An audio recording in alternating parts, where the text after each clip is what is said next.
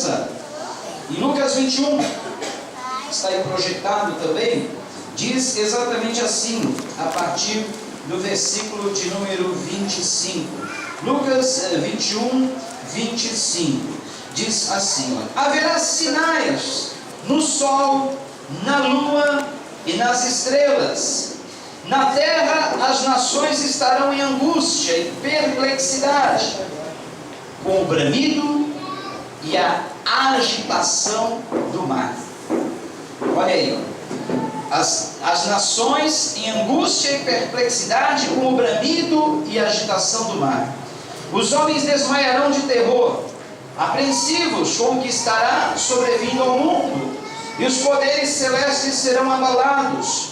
Então se verá o Filho do Homem vindo numa nuvem com poder e grande glória. Quando começarem a acontecer essas coisas, levantem-se e ergam a cabeça, porque está próxima a redenção de vocês. Ele lhes contou esta parábola: observem a figueira e todas as árvores. Quando elas brotam, vocês mesmos percebem e sabem que o verão está próximo. Assim também, quando virem essas coisas acontecendo, saibam que o reino de Deus está próximo. Eu lhes asseguro que não passará essa geração até que todas essas coisas aconteçam. Os céus e a terra passarão, mas as minhas palavras jamais passarão. Tenham cuidado para não sobrecarregar o coração de vocês. E agora aqui vai um alerta interessante, olha. Versículo 34, Jesus terminou dizendo: fiquem alertas, não deixem que as festas, ou as bebedeiras, ou os problemas dessa vida façam vocês ficarem tão ocupados que aquele dia pegue vocês de surpresa, como se fosse uma armadilha, pois ele cairá sobre todos do mundo inteiro. Portanto, fiquem vigilantes e orem sempre, a fim de poderem escapar de tudo que vai acontecer e poderem estar em pé na presença do Filho e do Homem quando ele vier. Irmãos, sempre é bom darmos esse alerta. Eu disse em dezembro que a época que nós temos mais baixas na igreja, pessoas que desistem, afastam, somem, é na época do Natal e Ano Novo, porque acabam se entregando às bebedeiras, às farras e tudo mais, e acabam se esquecendo de Deus. Depois nem aparece. A segunda época do ano que nós temos mais baixas, é o carnaval. Pessoas às vezes experientes na igreja, pessoas às vezes de tempo na igreja, são pegas assistindo o carnaval na avenida, lá na arquibancada. Porque acham que é apenas uma festa cultural, porque acham que apenas a beleza dos carros alegóricos, das fantasias, não tem nada de mais assistir. Eu digo, um alerta: Jesus, ele falou: não deixem que as festas, ou as bebedeiras, ou os problemas dessa vida façam vocês ficarem tão ocupados que aquele dia pegue vocês de surpresa. E não é só na avenida. Muitos crentes acabam sendo vistos até nos bailes de carnaval. E é interessante como que sempre alguém vê, porque além de tudo tem aqueles crentes que gostam de ver o carnaval em casa, na telinha.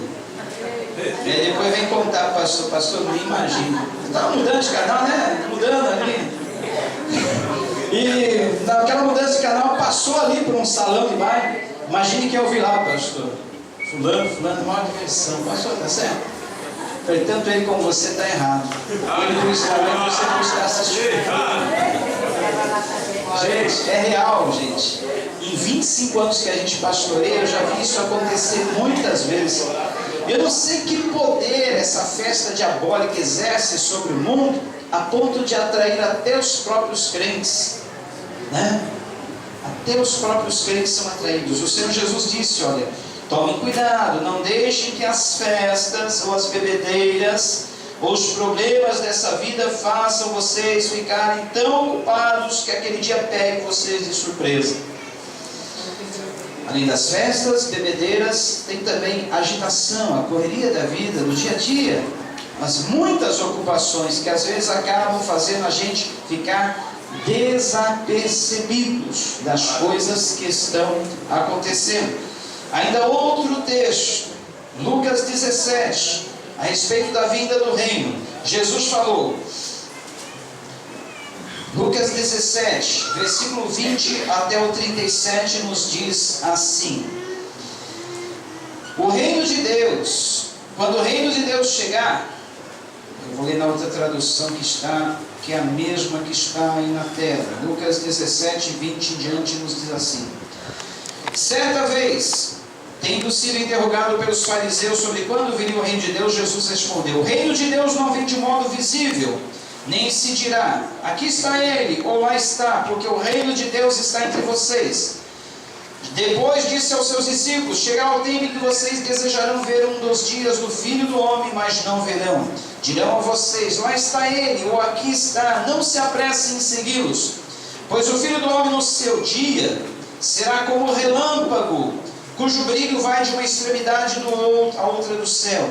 Mas antes é necessário que ele sofra muito e seja rejeitado por essa geração. Assim como foi nos dias de Noé, também será nos dias do Filho do Homem. Olha os dias de Noé. O povo vivia comendo, bebendo, casando-se e sendo dado em casamento, até o dia em que Noé entrou na arca. Então veio o dilúvio e os destruiu a todos. Aconteceu a mesma coisa nos dias de Ló. O povo estava comendo, bebendo, comprando, vendendo, plantando e construindo. Mas no dia em que Ló saiu de Sodoma, choveu fogo e enxofre do céu e os destruiu a todos.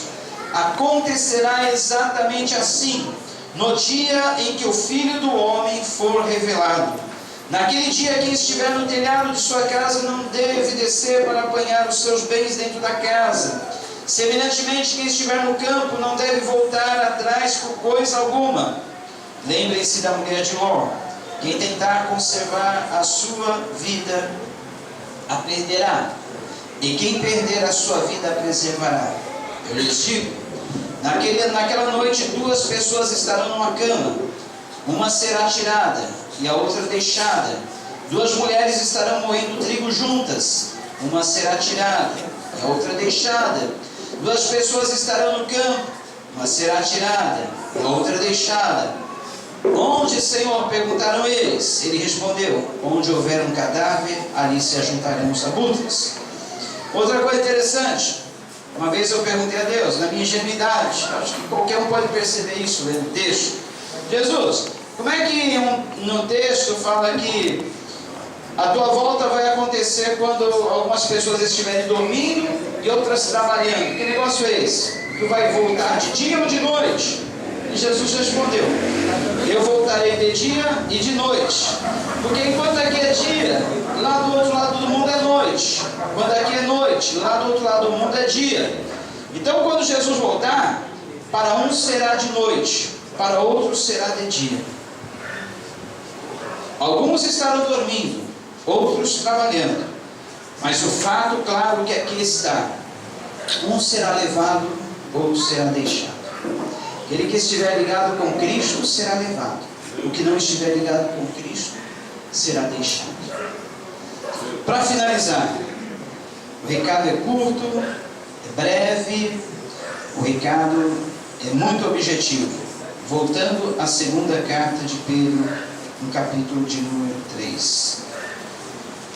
Se assim é que Jesus está voltando, se assim é que todos os fatos já aconteceram, não resta mais nada. Se assim é, como devemos nós estar preparados? O capítulo 3 da segunda carta de Pedro diz assim, versículo 11: visto que tudo será assim desfeito, que tipo de pessoas é necessário que vocês sejam? A pergunta que o apóstolo Pedro faz: já que tudo isso vai acontecer, todas as coisas serão destruídas, tudo acabará, como nós devemos então estar procedendo? A resposta: vivam de maneira santa e piedosa, esperando o dia de Deus e apressando a sua vinda. Vivam de maneira piedosa, esperando o dia de Deus e aguardando a sua vinda. Versículo 14. Portanto, amados, enquanto esperam essas coisas, empenhem-se para serem encontrados por Ele em paz. Façam de tudo para viver em paz com todos, imaculados, sem mancha, pecados confessados e devidamente tratados, e inculpáveis, sem culpa a carregar sobre você. Tenham em mente que a paciência de nosso Senhor significa salvação, como também o nosso amado irmão Paulo escreveu com a sabedoria que Deus nos deu. Olha, se Jesus ainda não voltou, é por causa da compaixão, da paciência e da misericórdia dele. Ele não quer que todos se percam. Ele está esperando que você conserte sua vida, que eu conserte, que nós consertemos a nossa vida, que nós estejamos devidamente como Ele deseja que estejamos. Se Jesus ainda não efetuou a sua vida, é porque Ele deseja que o seu familiar, o seu parente, seu esposo, sua esposa, seu filho, eles estejam salvos também. É o momento de nós curvarmos nossa cabeça, orarmos por aqueles que nós desejamos ver um dia salvos. Ore por ele, ore por ela, por essa pessoa que veio no seu coração. Peça a Deus, tenha misericórdia dessa pessoa. Deus, salva. Eu quero ver o meu marido, minha esposa, meu filho, minha filha, meu vizinho, meu parente, familiar, aqui sentado junto comigo nesse lugar. Eu quero ver eles servindo a Ti, Senhor. Eu quero ver eles salvos dessa destruição do mundo. Porque ninguém pode negar que todos esses fatos já estão acontecendo e vão acontecer numa escala muito maior. Jesus, nos ajuda a estarmos vigilantes, nos ajuda a estarmos com as nossas vestimentas em ordem, ou seja, nos ajuda a estarmos limpos da sujeira desse mundo, nos ajuda a estarmos em santidade, rejeitando o pecado, rejeitando toda coisa que não presta, pecados confessados e tratados, e nos ajuda a vivermos sem culpa, nos ajuda a vivermos com a nossa consciência tranquila, com a nossa consciência em paz, sabendo que estamos fazendo tudo da maneira certa. Senhor, nos ajude a enfrentarmos esses dias maus, nos ajuda a estarmos preparados para a sua vida. Ainda com as cabeças curvadas, eu gostaria de perguntar se há alguém nessa noite, nessa situação, que nunca entregou a sua vida a Jesus, e nessa noite foi alertado sobre as coisas que estão acontecendo. Se Jesus não voltar hoje, pode ser que você parta desse mundo.